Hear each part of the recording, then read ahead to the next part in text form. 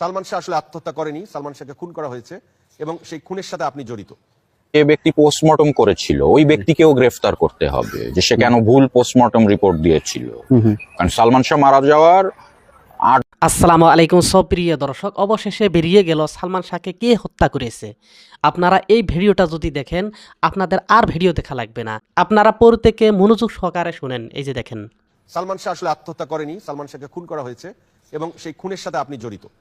এবং তার মা নীলা চৌধুরী এবং তার ছোট ভাইও আপনার প্রতি সন্দেহ পোষণ বক্তব্য দিয়েছেন এবং আরো অনেকেই আপনার দিকে আঙ্গুল উঠিয়েছেন। আপনি এই ভাই কিন্তু সরাসরি ডনকে বলতেছে যে সালমান শাহ যে হত্যা হয়েছে সেখানে কিন্তু তুমি জড়িত আছো, সে কিন্তু কিছুই বলতেছে না।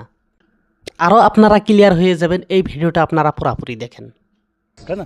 আমরাও চাই, কারণ আমি তো বন্ধু ছিলাম, আমি তো চাইবো সুষ্ঠু বিচার, ন্যায় বিচার, তাই না? এখন মানুষজন অনেকে তো আমাদেরকে ভুল বুঝছে, কিন্তু আমরা তো ভুল বোঝার মধ্যেও আমরা যদি কোনো ক্রিমিনাল কেসে, কোনো ক্রিমিনাল কাজে যদি জড়িত থাকতাম তাহলে তো আর থাকতাম না বাংলাদেশে, অনেক আগে পালিয়ে যেতাম, তাই না?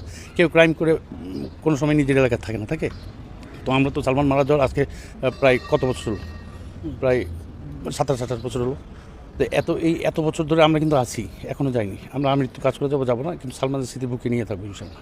একজন মহিলা মানুষ হয়ে কি বক্তব্য দিয়েছে আপনারা নিজেরাই শুনুন, তাহলে আপনাদের ভিতর থেকে জ্বালা যন্ত্রণা সবকিছু দূর হয়ে যাবে। বলি সামিরা, তুই একটা নোংরা, সকল নারী জাতির কলঙ্ক।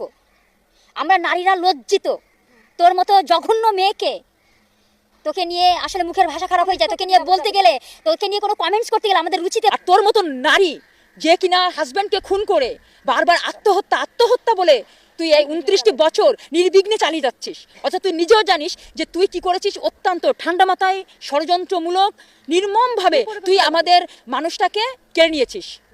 কেন শাবনূর, কেন মৌসুমী, কেন আদারওয়াইজ বিভিন্ন মানুষের সঙ্গে তার যে যতগুলো নায়িকা আছে, সে আরও হয়তো তার আরও কিছু করার ছিল।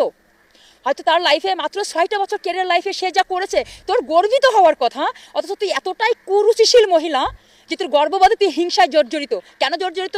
একটা মানুষের ব্রেন্ডে তখন আসে। আপনি একটা প্রশ্ন করেছেন, অত্যন্ত সুন্দর প্রশ্ন, যে একটা নারী তার হাজব্যান্ডকে কখন খুন করার কথা বলে। আমি আমার মাইন্ডে বলি, আমি যখন আমার হাজব্যান্ডকে তখন খুন করতে চাইবো যখন আমার অন্য পুরুষে আসক্ত হয়ে পড়বো। স্বামীরা অন্য পুরুষে আসক্ত হয়েছিল, এবং শুধু অন্য নয়, একাধিক পুরুষে আসক্ত ছিলিস বলেই তুই আজকে মহানায়ককে খুন করছিস। আর এখনো পর্যন্ত প্রমাণ আছে, আমরা প্রমাণ দিতে পারি যে তুই আজিজ মোহাম্মদ সহ, তুই ডন সহ, তুই আরো অনেকের সঙ্গে, তুই হচ্ছে মুস্তাক সহ আরো হচ্ছে গিয়ে শুধু বিয়ে করেই ক্ষান্ত হোসনি। তোর নোংরা রুচি এতই, আমার মনে হয় কি তোর পৃথিবীর সমস্ত পুরুষ তোর কাছে গেলে মনে হয় তোর শান্তি হবে না। তোর মান্দার গাছ দিলেও মনে হয় তুই শান্তি পাবি না। সালমান শাহকে হত্যা করার জন্য তার স্ত্রী কিন্তু একাই যথেষ্ট, আর তার স্ত্রী কিন্তু সুযোগ দিয়েছে, সেই জন্য খুন করেছে। তার স্ত্রী কিন্তু সহযোগিতা করেছে। ভাই দেখেন, আপনার ঘরের স্ত্রী যদি ভালো না হয় আপনার কখন প্রাণ যাবে আপনি টেরই পাবেন না।